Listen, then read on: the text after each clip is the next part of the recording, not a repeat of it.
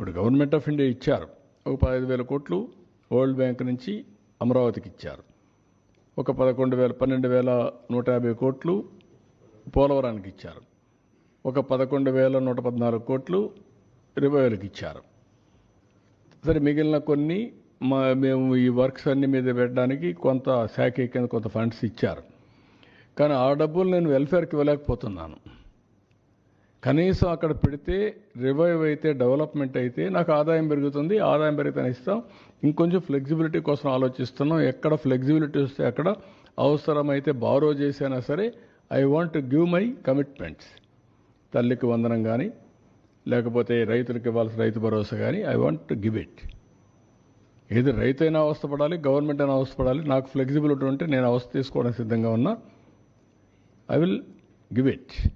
ఆ ప్రయత్నంలోనే అనునిత్యం ఉన్నాం. మా డిపార్ట్మెంట్కి అదే చెప్పాం. They are also doing same exercise. ఒక్క నిమిషం కూడా వెయిట్ చేయాలి నాకు ఫ్లెక్సిబిలిటీ ఉంటే. ఇప్పుడే దాని మీద కూడా ప్లాన్ చేసుకున్నాం, వర్కౌట్ చేస్తున్నాం. I will come out.